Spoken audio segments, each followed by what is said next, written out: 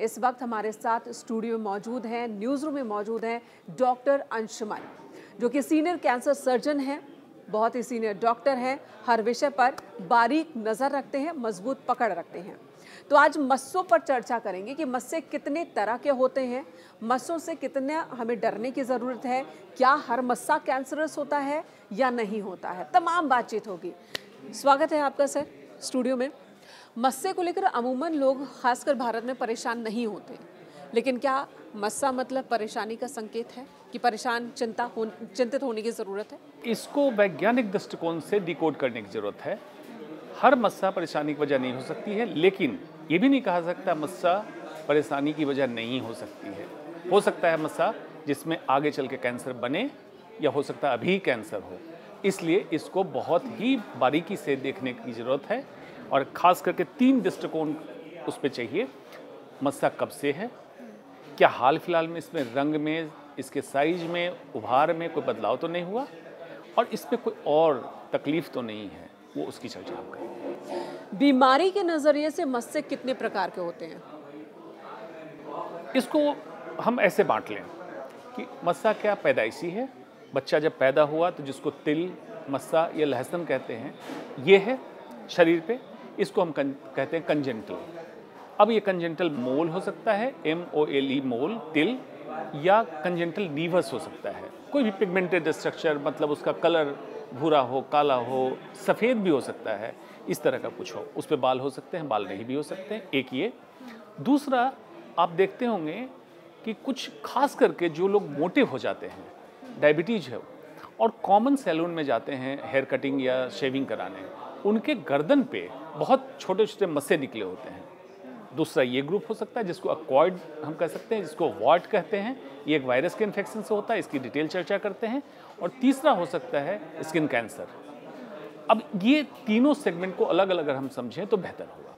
बिल्कुल, तो विस्तार से तीनों सेगमेंट को समझने की कोशिश करते हैं। सबसे पहले बात कर लेते हैं उस मस्से की जो कि बहुत आम है, और जो लोग सलून का इस्तेमाल ज़्यादा करते हैं, सलून आते जाते हैं, उनके शरीर पर ये मस्से ज़्यादा दिखते हैं, खासकर गर्दन वाले हिस्से में। इससे क्या क्या परेशानी है?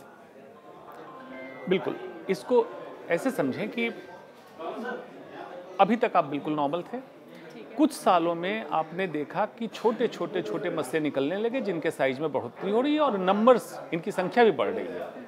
आप कॉमन सैलून में जाते हैं, कॉमन तौलिए का इस्तेमाल करते हैं, रेजर, ओबियसली कैंची, सब कॉमन है आपके, और ये मस्से बढ़ने लगे।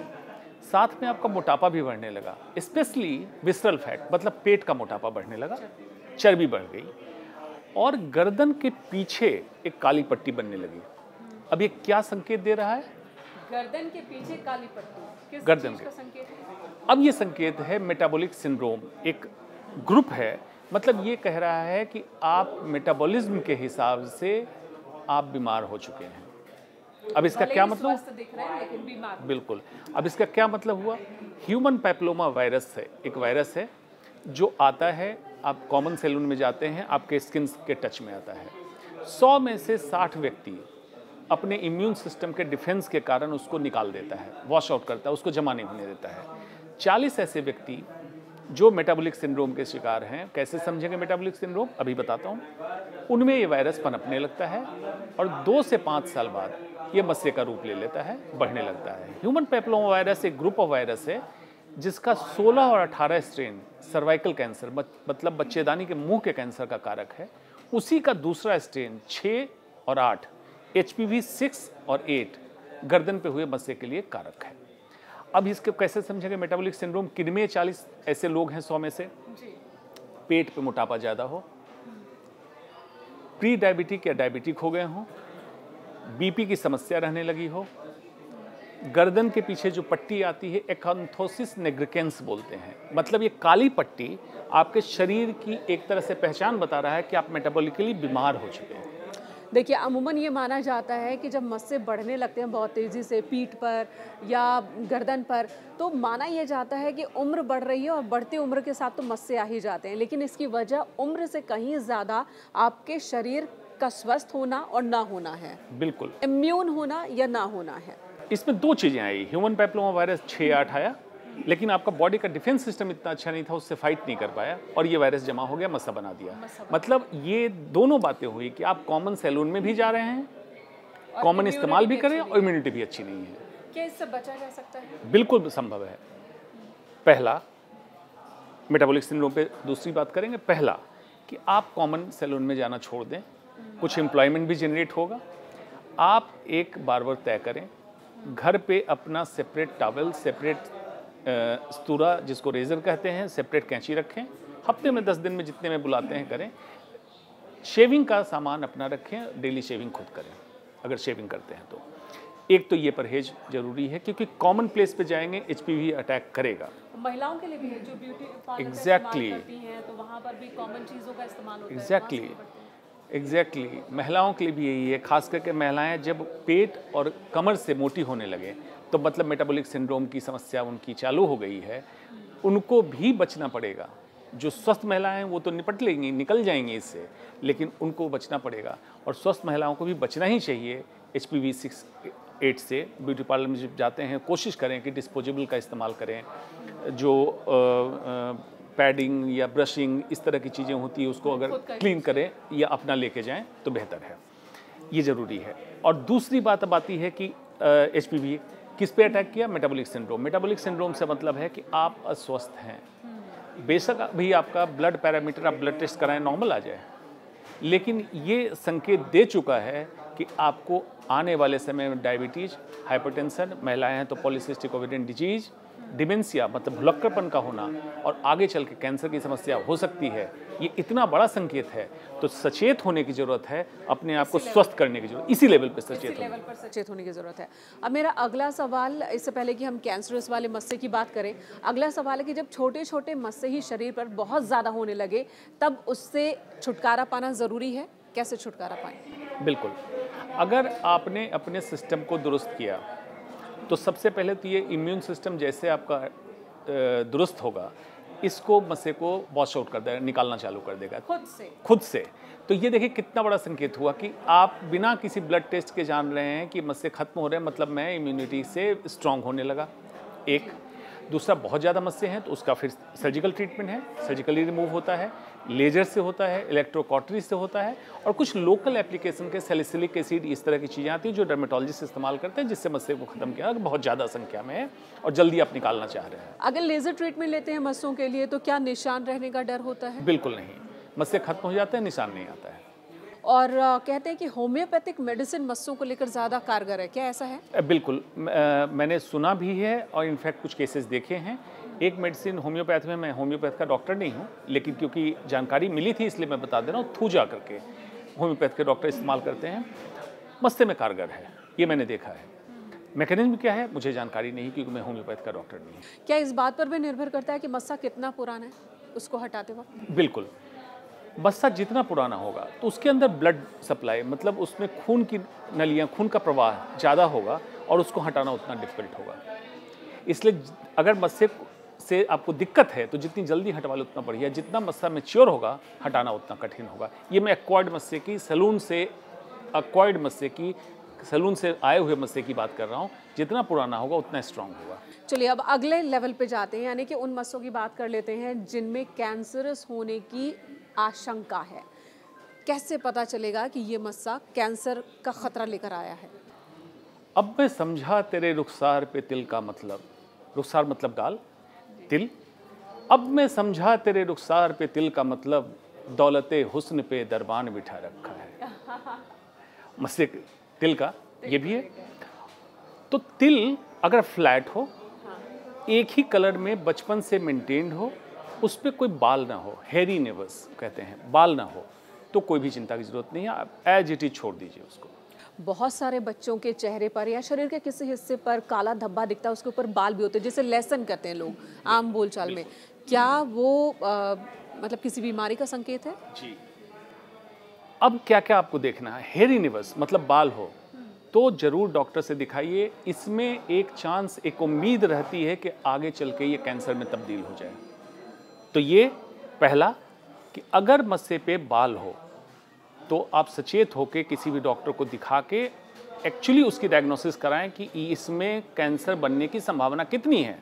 और है तो उसको निकलवा दें उसी समय, ताकि कैंसर ना बने। एक दूसरा फॉर्मूला कि कोई मस्सा, उसमें 3-4 चीज़ें हमें देखनी है। फॉर्मूला के लिए मैं बताता हूँ, ABCDE ये देखना है किसी मस्से में। ए, एसिमेट्री, मतलब मस्से इरेगुलर तरीके से बढ़ने लगे। असिमेट्री मतलब सिमेट्री नहीं है, बराबर नहीं बढ़ रहा, किसी तरफ ज़्यादा किसी तरफ कम बढ़ रहा हो। बी, बॉर्डर, बॉर्डर मतलब होता किनारा, मतलब मान लीजिए भारत की सीमा, बॉर्डर, भारत की सीमा, तो मस्से की सीमा अगर इरेगुलर होने लगे, बढ़ने लगे, बेतरतीब बढ़ने लगे, कैंसर का लक्षण हो सकता है। डायमीटर, उसका साइज बड़ा होने लगे, इवॉल्विंग, बहुत तेजी से बढ़ने लगे, अगर ये हो, खुजली होने लगे, इचिंग हो, ब्लीडिंग हो, या उस पर स्केलिंग हो, मतलब उसके पपड़ी निकलती हो मस्से से, ये सारे संकेत ऐसे हैं जो ठीक नहीं है। डॉक्टर को दिखाकर उसकी बायोप्सी जांच कराएं, हो सकता है इसमें कैंसर बनना। आपने कहा कि मस्से का अगर साइज बड़ा होने लगे, ब्लीडिंग होने लगे, इचिंग होने लगे, तो वो कैंसर के संकेत है। क्या जो बड़ा होने की बात है वो विजिबिलिटी वो दिखने लगेगा विद इन अ वीक या विद इन अ मंथ या विद इन अ ईयर, इस तरह से? Over months. स्पीड क्या? Over months. स्किन में कैंसर बहुत स्लो ग्रोइंग होता है। अगर उसमें प्री कैंसर, मस्से में प्री कैंसर, कैंसर में तब्दीली भी हो रही हो तो बहुत स्लो प्रोसेस होगा। तो over a period of months अगर आपके रिलेटिव, फैमिली, घर वाले या आपको खुद लगता है मिरर में देखने में कि इसका साइज बड़ा हो रहा है, तो आप निश्चिंत न रहें, उसको जरूर डॉक्टर को दिखाएं। खास करके उसके सरफेस, उसके सतह पे उभार आने लगे, ऊपर नीचे होने लगे, जैसे मैंने बताया तिल फ्लैट हो, बिल्कुल तिल फ्लैट है, कोई चिंता की जरूरत नहीं, लेकिन खुरदरा होने लगे तो चिंता की बात है, उसको जरूर दिखाएं। जो नया मस्सा बनता है वो ज़्यादा डेंजरस है कैंसर के हिसाब से, या बचपन से जो मस्से हैं वो ज़्यादा डेंजरस है? जो नया बनता है, जो बचपन से है और उस पर बाल नहीं है और उसमें साइज में कोई तब्दीली नहीं हो रही है, कोई चिंता की जरूरत नहीं है। लेकिन जो नया मस्सा बन रहा है, खास करके उसमें बदलाव जो मैंने बताया, ये बदलाव आने लगे तो चिंता की जरूरत है, उसकी जांच अवश्य होनी चाहिए। इसकी वजह क्या होती है? उसकी वजह ऐसे समझें, जो नए मस्से बने वो मस्सा हो सकता है स्किन कैंसर हो। अब स्किन कैंसर कॉमनली 3 तरह के तो कॉमन है, जिसमें basal cell carcinoma, squamous cell carcinoma, melanoma. अब इसको टेक्निकल इतना उलझने की जरूरत नहीं। बेसल सेल कार्सिनोमा, स्किन में कई लेयर होती हैं, एक लेयर से बनने वाले कैंसर को बेसल सेल कार्सिनोमा कहते हैं, सबसे कॉमन है। इसको आमतौर पर रोडेंट अल्सर कहते हैं। रोडेंट अल्सर मतलब, रोडेंट मतलब चूहा, ऐसा जख्म जो लगे चूहे ने खाया हुआ हो, खुरचा हुआ हो, मतलब उसके किनारे खुरदरा और अंदर ये बॉर्डर है, अंदर गड्ढा, जैसे चूहा गड्ढा करता है, इस तरह का अल्सर हो जाएगा बेसल सेल कार्सिनोमा। बहुत स्लो ग्रोइंग, और ये ऐसा स्किन कैंसर है जो कि मैं कहूँ कैंसर के जितने प्रारूप हैं उनमें सबसे ठीक होने वाला कैंसर बेसल सेल कार्सिनोमा है। ठीक होने वाला, जल्दी ठीक होने वाला, और बहुत स्लो ग्रो करता है। इनमें ज़्यादा कॉमन है जिनमें सन का एक्सपोजर, धूप का एक्सपोजर बहुत है जी। स्किन कैंसर उनमें कॉमन है। दूसरा है squamous cell carcinoma. Basal cell carcinoma की एक और ख़ास बात है, उस जगह पे ही कॉमन है जो एरिया धूप में एक्सपोज होता है, मतलब चेहरे पे, गर्दन में, हाथ पे, कभी कभी पाँव पे। अमूमन ये मान्यता है कि फॉरेन कंट्रीज़ में या जिनके स्किन वाइट है उनमें स्किन कैंसर की समस्या ज़्यादा होती है, भारत में ये कम है। लेकिन बीते कुछ वक्त में देखा गया कि भारत में भी ये संख्या तेज़ी से बढ़ रही है, और उसकी एक वजह ये भी है क्योंकि यहाँ पर भी धूप में एक्सपोजर और शायद ग्लोबल वार्मिंग ये भी एक वजह हो सकती है कि यूवी रेज बहुत एग्जैक्टली 2 वजह है। एक वार्मिंग आपने कही, दूसरा ओजोन लेयर डैमेज हो रहा है स्लोली बिकॉज ऑफ जो भी प्रॉब्लम हुई है हमारी। तो UVA, UVB, ultraviolet A, ultraviolet B, ये धरती पे ज़्यादा आ रहा है, वो भारत में भी आ रहा है। भारत में भी टेम्परेचर बढ़ा है, और सन एक्सपोजर, आउटडोर एक्टिविटी कुछ लोगों में बहुत बढ़ गई है और कुछ लोगों में बिल्कुल खत्म हो गई है। तो दोनों एक्सट्रीम है। कहते हैं कि सन ज़रूरी भी है, धूप विटामिन के लिए भी ज़रूरी है, लेकिन दिन में सुबह 10 बजे से शाम 4 बजे के बीच की जो धूप सनरेज होती हैं वो नुकसानदायक जी। विटामिन डी बनने के लिए धूप जरूरी है सुबह की, जिसमें सूरज निकल रहा हो। खास करके आपके पीछे के हिस्से पे, गर्दन के पीछे और पीठ के पीछे अगर धूप लगे तो विटामिन डी ज़्यादा बनेगा। लेकिन आपने जो समय कहा एग्जैक्टली वही समय है, 10 बजे से लेके 4 बजे के बीच UVA, UVB सबसे ज़्यादा धरती पे ये लाइट आती है। उस समय जो सन एक्सपोजर में जाते हैं या तो फुल स्लीव्स कपड़े, हैट, कैप, छाता ये लगाएं या सनस्क्रीन का उपयोग करें, ये उनके लिए रिकमेंडेड है। दूसरा मैंने बताया था स्क्वेमस सेल कार्सिनोमा, वो भी एक वैरायटी का कैंसर। तीसरा मेलानोमा। मेलानोमा वो कैंसर है जो मेलानोसाइट, जिसके कारण हमारा स्किन का कलर होता है, मेलानोसाइट के कलर, जितना मेलानोसाइट ज़्यादा होगा कलर उतना डार्क होगा। इसीलिए फिरंगियों में ये कैंसर ज़्यादा कॉमन है, उनके अंदर मेलानोसाइट्स कम है, स्किन पतली है और वाइट है। हम लोग व्हीटिश कलर में आते हैं इंडियंस, स्किन थोड़ी थिक है और मेलानोसाइट ठीक ठाक है, और जो अफ्रीकन हैं उनकी स्किन बहुत थिक है और मेलानोसाइट बहुत ज़्यादा है। उनमें ये प्रॉब्लम बहुत कम है। उनमें ये प्रॉब्लम कम है क्योंकि वो प्रोटेक्ट कर ले रहा है। फिर मेलानोसाइट है क्या, ये हमारे दर्शकों। मेलानोसाइट एक स्किन में पिगमेंट है, जैसे आप देखते होंगे स्किन के ऊपर बाल हैं, स्वेट ग्लैंड हैं, मतलब ग्रंथियां हैं, इस तरह से ही एक स्किन के बीच में आप जैसे इमेजिन कीजिए टैटू किसी ने करा लिया तो वहाँ पे कलर ज़्यादा कर दिया तो टैटू दिखने लगा। अब ये इमेजिन कीजिए कि नेचर ने आपको गिफ्ट किया टैटू, लेकिन ये होमोजीनस है, पूरे शरीर में डिस्ट्रीब्यूटेड है, black black black dot pigmented, एक अपना सेल है जो हमारे शरीर को अल्ट्रावायलेट रे से प्रोटेक्ट करता है। हाँ, अब जेनेटिक डिस्टर्ब हो जाता है तो एग्जैक्टली अब जेनेटिक डिस्टर्बेंस हुआ और ये मेलानोसाइट को एबनॉर्मल कर दिया। अब यही मेलानोसाइट मेलानोमा बना दिया। मैलिग्नेंट मेलानोमा सारे cancer, not only skin cancer, सारे कैंसर को मिला दे तो सबसे डेंजरस कैंसर मैलिग्नेंट मेलानोमा है, क्योंकि इसमें छोटे कैंसर में दूर फैलने की क्षमता बहुत ज़्यादा होती है, इलाज होने के बाद दोबारा पलटने की भी इसमें पॉसिबिलिटी बहुत ज़्यादा होती है, इसलिए खतरनाक है। देखिए, ब्लड कैंसर हो या फिर शरीर के किसी और हिस्से में कैंसर हो, तो हम कहते हैं जितनी जल्दी आप इलाज करवाएं उतना अच्छा है। जब बात मस्से वाले कैंसर की होती है, लोग अमूमन अवॉइड करते हैं।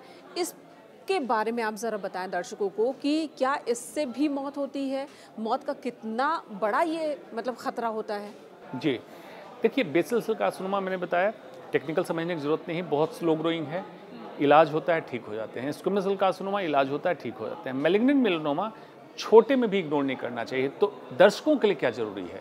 दर्शकों के लिए ज़रूरी है कि कोई भी मस्सा हो, हाल फिलहाल में बढ़ रहा हो, कभी ब्लड आ गया हो या उससे पपड़ी निकल रही हो या खुरदरा होने लगे, तुरंत डॉक्टर को दिखाइए, उसकी बायोप्सी कराइए, उसको इग्नोर ना करें। क्यों इग्नोर ना करें?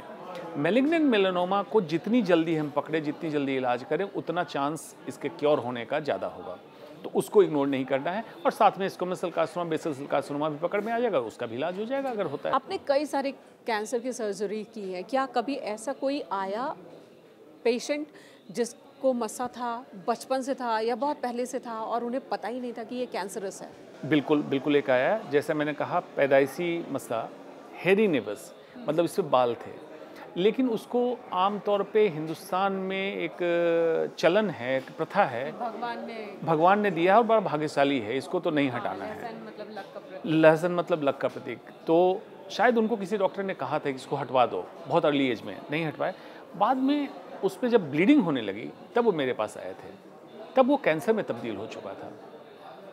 फॉर्चुनेट अच्छी बात ये रही कि कहीं स्प्रेड नहीं हुआ था, लेकिन उस जांच हुई, बायोप्सी हुई, उसमें कैंसर आया, फिर उसको ऑपरेशन करके निकाला गया और ठीक हो गए। लेकिन इसको इग्नोर नहीं करना है। अगर मान लीजिए और भी इग्नोर हो जाता फर्दर कि भगवान ने दिया है, इसको रहने दो, तो शायद वो कहीं फैल जाता, फिर इलाज होकर ठीक नहीं हो पाते। यूवी रेज स्किन कैंसर की एक बहुत बड़ी वजह है, कैसे बचें? क्योंकि बाहर निकलना भी ज़रूरी है। बिल्कुल, उसमें देखिए, अगर हो सके तो 10 बजे से 2 बजे के बीच में आउटडोर की एक्टिविटी कम हो। एक, जितना हो सके कवर्ड कपड़े पहने, हैट लगाएं, छाता लें। 2, तीसरा सनस्क्रीन का इस्तेमाल। अब इसमें बहुत थिन लाइन है, एक समय मैं कहता हूँ केमिकल का इस्तेमाल ना करें और दूसरा मैं कह रहा हूँ सनस्क्रीन का इस्तेमाल करें। तो आपको क्या करना है? बैलेंस करना है। बैलेंस क्या करना है? पैराबेन, PARABEN, पैराबेन, थैलेट्स, पीट साइलेंट है, PTHALATES, थैलेट्स। आप अपने सनस्क्रीन के डब्बे पे पढ़ें, ये चीज़ उसमें नहीं होनी चाहिए। एंडोक्राइन डिस्ट्रप्टर है, अगर ये आपके स्किन से एब्जॉर्ब हो जाए तो थायराइड की समस्या, पॉलीसिस्टिक ओवेरियन डिजीज, इनफर्टिलिटी और बहुत सारी समस्याएं यह करता है। तो सनस्क्रीन का सिलेक्शन कैसे करें? बिल्कुल, बाजार में वैरायटी ऑफ सनस्क्रीन तो आपको सनस्क्रीन के डब्बे पे पढ़ना पैराबेन एंड थैलेट्स फ्री, ऐसे भी सनस्क्रीन आ रहे हैं, मतलब प्रिजर्वेटिव नहीं हो। भारत के लिए SPF sun protection factor SPF 50 recommended है।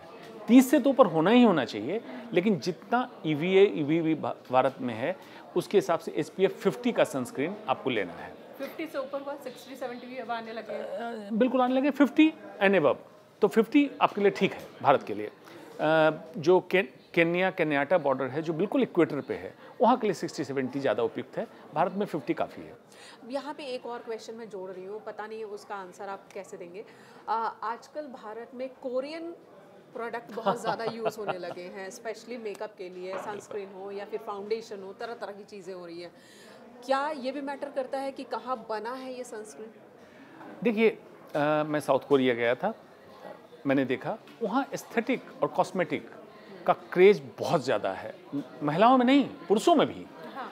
और इस कदर है कि आप अंदाज़ा नहीं कर सकते हैं, भारत आसपास भी नहीं है उतने क्रेजीनेस के लिए कि ब्यूटी प्रोडक्ट के लिए।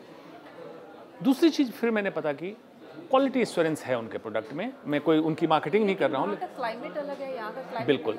तो क्वालिटी एश्योरेंस से मतलब है कि जो मैंने बात कही केमिकल की, पैराबेन, थैलेट्स और इस तरह, हाँ प्रोडक्ट महंगे जरूर उनके हो जाते हैं, जो अपने कंट्री के लिए बनाते हैं और जो इंडिया के मार्केटिंग के लिए बनाते हैं, जापान के लिए बनाते हैं, अमेरिका के लिए बनाते हैं, उनके प्रोडक्ट डिफरेंट हो जाते हैं। वो क्लाइमेट के हिसाब से प्रोडक्ट को चेंज करते हैं। तो आप अगर कर सकते हैं तो प्रोडक्ट कहीं का हो, लेकिन अच्छे क्वालिटी एश्योरेंस कंपनी का प्रोडक्ट लें तो बेहतर होगा। ये हो गया। SPF की बात हमने कही। 50 कब लगाना है? धूप में निकलने से 15 मिनट पहले। अमूमन लोग निकलते वक्त ही लगाते हैं। गलत है। 15 मिनट लगता है जब ये सनस्क्रीन के जो केमिकल्स हैं इनको स्किन में एब्जॉर्ब होके उसको प्रोटेक्शन लेयर बनाने में 15 मिनट का समय लगता है। तो जब आप तैयारी कर चुके, कपड़े पहन लिए, जो मेकअप करते हैं, तभी आप सनस्क्रीन लगाएं, ताकि आप घर के दरवाजे बंद करेंगे, चाबी उठाएंगे, कार उठाएंगे, खाने के बर्तन उठाएंगे, खाने का थैला उठाएंगे, जो भी उठाएंगे, 15 मिनट समय आपको मिल जाएगा। तो 15 मिनट पहले लगाएं। अगर सन में जा रहे हैं और 2 घंटे रह रहे हैं तो फिर फेस वॉश करके दोबारा अप्लाई करें। 2 घंटे तक ही प्रोटेक्शन है। यानी कि जब आप सनस्क्रीन यूज़ कर रहे हैं तो वो पहली लेयर सिर्फ 2 घंटे तक ही आपको प्रोटेक्ट कर रही है। उससे ज़्यादा अगर आप बाहर हैं तो आपको कुछ और भी इंतज़ाम करने होंगे, अदरवाइज आप क्लीन करके दोबारा से सनस्क्रीन यूज़। बिल्कुल। तीसरा क्या करना है? इंडिया के लिए वाटर इंसोल्युबल सनस्क्रीन रिकमेंडेड है। उसका रीज़न है इंडिया में ह्यूमिडिटी बहुत है, पसीना बहुत आता है, तो सनस्क्रीन धुल के निकल जाता है अगर वाटर सोल्यूबल होगा। वाटर इंसोल्युबल आपका इम्प्रेग्नेटेड रहेगा जब तक आप उसको रिंज नहीं करेंगे किसी भी फेस वॉश से, तो आपका ये रहेगा। तो वाटर पढ़ना होगा, लिखा होता है वाटर इंसोल्युबल, SPF कितना है, पैराबेन थैलेट्स फ्री, और बनाने वाली कंपनी किस कंट्री और कैसी कंपनी, क्रेडिबिलिटी क्या है, 3-4 चीज़ें जरूर चेक करें सनस्क्रीन पे। इसको कर लिया। करने के बाद द मोमेंट आप रूम के अंदर आ गए, सनस्क्रीन को हटा दीजिए। आफ्टर ऑल ये केमिकल है, तो जब भी आपको लगे सन एक्सपोजर अभी नहीं है, मैं इंडोर रहूं, 4 घंटे 6 घंटे मेरा इंडोर रहना होगा, तो सनस्क्रीन को वॉश आउट कर लें, ये रिकमेंडेड है। लेकिन बहुत सारे डर्मेटोलॉजिस्ट हैं जो आजकल सजेस्ट करते हैं कि अगर आप घर के अंदर भी हैं, लाइट्स जल रही हैं, उनसे भी UV रेज आते हैं और उनसे भी प्रोटेक्शन के लिए सनस्क्रीन ज़रूरी है। क्या ये UV रेज भी कैंसरस हो सकते हैं? UV रेज हर जगह है। कभी भी कैंसर होने के पीछे 2 चीज़ें इंपॉर्टेंट है, ड्यूरेशन एंड क्वांटिटी। अगर इकट्ठे क्वांटिटी ज़्यादा आ जाए तो जो झेल ना पाए, या छोटी क्वांटिटी लेकिन ड्यूरेशन लंबा, मतलब बहुत लंबे समय के लिए, तो जो इंडोर UV रेज निकल रहा है इसकी क्वांटिटी, मतलब इसका डोज, इसकी मात्रा बहुत कम आती है। इस पे SPF कम करना होगा। SPF कम करना होगा या नहीं लगाएं। उसका कारण देखिए क्या है।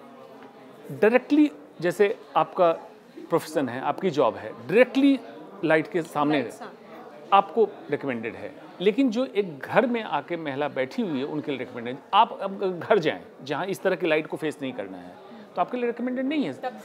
बिल्कुल बिल्कुल लो डोज है, क्योंकि लाइट डायरेक्टली आपके चेहरे पे नहीं है, UV रेज डायरेक्ट नहीं है, आप प्रोटेक्टेड हैं। ठीक है डॉक्टर साहब, अब आगे बढ़ते हैं थोड़ा। ये तो सन रेज से होने वाली कैंसरस मस्से और तिल की बात हो गई, स्किन कैंसर की बात हुई।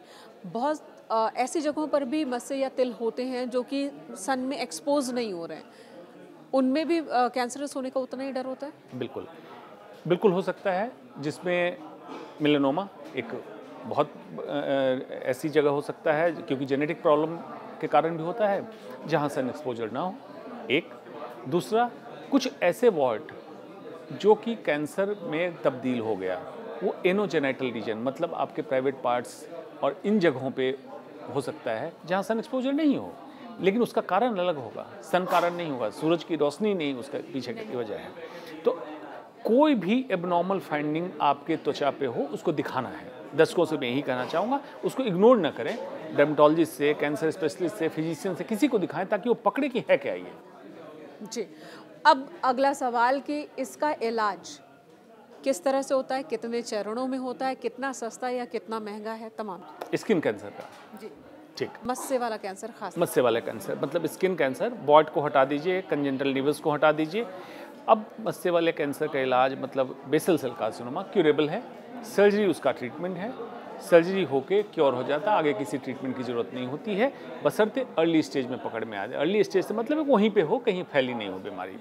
दूसरा स्क्वैमस सेल कार्सिनोमा, इससे इलाज उसका थोड़ा ज़्यादा बड़ा होता है, कैंसर भी निकालना होता है, साथ में उसके अटैच ग्रंथियाँ जो होती, लिम्फ नोड, उसको भी निकालना पड़ता है, अफेक्टेड एरिया पूरा क्लीन करना पड़ता है। मैलिग्नेंट मेलानोमा और रेडिकल सर्जरी की ज़रूरत होती है, और कभी कभी बाद में इंटरफेरोन इंटरल्यूकिन एक थेरेपी है जो आमतौर पे समझ सकते हैं इम्यून थेरेपी, उसको देने की ज़रूरत होती है। इसका इलाज थोड़ा महंगा हो जाता है, जो तीसरे वाले मैलिग्नेंट मेलानोमा की। ठीक है। बाकी दो कैंसर क्यूरेबल है, बहुत कम पैसे में उसका इलाज हो जाता है और क्योर हो जाता है, और वो रिपीट नहीं होता। लेकिन मेलानोमा वो रिपीट होने का डर, मेलानोमा में रिपीट होने का ज़्यादा डर रहता है। और ये कैसे पता चलेगा, अगर डॉक्टर के पास जाना है बीच बीच में चेकअप कराने, तो कितने ड्यूरेशन पे जाना चाहिए एक बार क्योर होने के बाद भी? क्योर होने के बाद जो डॉक्टर इलाज कर रहा है वो आपको बता देगा कि कब कब आना है। आम तौर पे फर्स्ट ईयर, पहले साल में ऑपरेशन के बाद, इलाज के बाद हम कहते हैं 2-2 महीने पे दिखाना है, और समय से समय जब ज़रूरत होगी तो कुछ जांचें करानी होती है, जैसे पेट स्कैन या सीटी स्कैन, इस तरह की जांच होती है, वो डॉक्टर जो ट्रीट कर रहे हैं वो बता देंगे। आपके पास तमाम पेशेंट आते हैं, वो किस तरह का सपोर्टिव होते हैं, या उनको लगता है एक बार तो हो गया क्योर, अब क्या आना है? देखिए, अफसोस ये है कि अब डॉक्टर हीलर से हेल्थ वर्कर हो गया, ये अफसोस है। जब हमने MBBS की पढ़ाई चालू की थी तो हमें बताया गया कि डॉक्टर मीन्स हीलर, हील करते हैं। आज कॉर्पोरेट बिजनेस हाउसेज ने डॉक्टर को हेल्थ वर्कर बना दिया, ये अफसोस है। अदरवाइज डॉक्टर का रोल क्या था? Doctor, the word doctor was derived from dossier, Latin word, मतलब शिक्षक। शिक्षक का क्या काम होता था? जैसे शिक्षक अपने छात्रों को पढ़ाता है, तो डॉक्टर का छात्र उसका मरीज होता था। उसको अगर प्रॉपर काउंसलिंग की जाए, समझाया जाए कि आपका इलाज हमने कर दिया, लेकिन आपको बहुत सारे डॉक्टर्स आपसे इसी बात से खफा होते हैं और होते रहेंगे अगर आप ऐसी बातें करेंगे। आप डॉक्टरों की दुकान क्यों बंद करवाते हैं? अगर मरीज होंगे नहीं तो डॉक्टरों की दुकान कैसे चलेगी? हाँ, ये आपने सही कहा, लेकिन डॉक्टर का सही मतलब तो शिक्षक था, to teach the society, number 1, keep the society healthy, number 2, और नंबर 3, अगर सोसाइटी में कोई बीमार हो जाए तो उसका इलाज भी कर दो, ये नंबर 3 था। और आयुर्वेद इसको मानता है, स्वस्थस्य स्वास्थ्य रक्षणम, स्वस्थ व्यक्ति के स्वास्थ्य की रक्षा करना हमारा धर्म है, और अगर कोई बीमार हो जाए तो उसके इलाज भी कर दें, ये हमारा धर्म था। तो अगर प्रॉपर काउंसलिंग करके मरीज को हम बताते हैं कि आपको इतने दिन पे दिखाना, मरीज स्टिक करता है।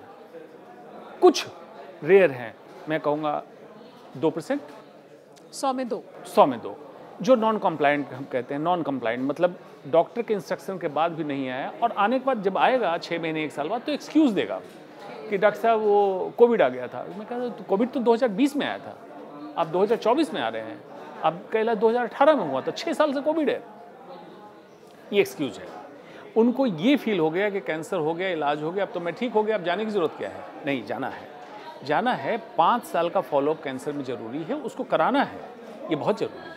बहुत बहुत धन्यवाद आपका स्टूडियो में आने के लिए, बातचीत करने के लिए, और मस्से वाले कैंसर के बारे में विस्तार से बताने के लिए, और मस्से के बारे में भी कि वो चिंता की बात है नहीं है। अगले एपिसोड में अगले मुद्दे पर इसी तरह से होगी चर्चा।